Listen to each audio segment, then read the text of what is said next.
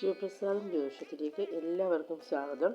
ഇന്ന് നമ്മളിവിടെ പറയാൻ പോകുന്നത് ബുധനാഴ്ച ദിവസം നെയ്വിളക്ക് കത്തിച്ചാലുള്ള ഗുണഫലത്തെ പറ്റിയാണ്. ബുധനാഴ്ച ദിവസം നമ്മൾ നെയ്വിളക്ക് കത്തിക്കുന്നത് കൊണ്ട് നമുക്കുണ്ടാകുന്ന അനുകൂല ഫലങ്ങൾ എന്തൊക്കെയാണെന്നും ആണ് നമ്മളിന്നിവിടെ പറയാൻ പോകുന്നത്.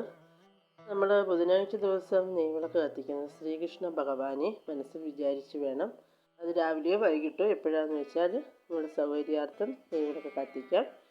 ഇത് നമ്മുടെ ബുധദശയിലുള്ള ദോഷങ്ങളൊക്കെ മാറുന്നതിന്, സന്താന ലബ്ധിക്ക്, കുഞ്ഞുങ്ങളില്ലാത്തവർക്കൊക്കെ നല്ല സന്താനങ്ങളെ ലഭിക്കുന്നതിന്, അതുപോലെ നമ്മുടെ കർമ്മസംബന്ധമായ പ്രശ്നങ്ങളൊക്കെ മാറുന്നതിന്, കർമ്മസംബന്ധമായ പുരോഗതിക്ക് ഒക്കെ വേണ്ടിയാണ് നമ്മൾ ബുധനാഴ്ച ദിവസം നെയ്വിളക്ക് കത്തിക്കുന്നത്.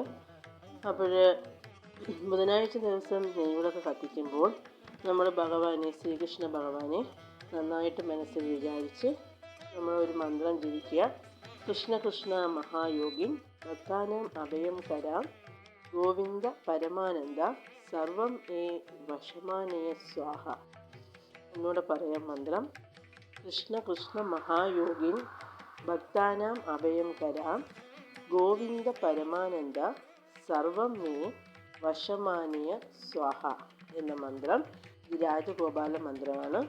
ഇത് മനസ്സിൽ പ്രാർത്ഥിച്ച് ഈ മന്ത്രം ജപിച്ചുകൊണ്ട് നെയ്വിളക്ക് കത്തിക്കുക. തൊഴിലില്ലാത്തവർക്ക് തൊഴിൽ ഉടൻ തന്നെ ലഭിക്കുന്നതിനും, തൊഴിൽ പ്രമോഷൻ ലഭിക്കുന്നതിനും എല്ലാം ഈ നെയ്വിളക്ക് കത്തിക്കുന്നത് കൊണ്ട് നമുക്ക് അനുകൂലമായിട്ടുള്ള ഫലം ഉണ്ടാവുന്നതാണ്. അതുപോലെ എല്ലാവർക്കും എല്ലാ അനുഗ്രഹങ്ങളും ഉണ്ടാവട്ടെ എന്ന് ആശംസിക്കുന്നു.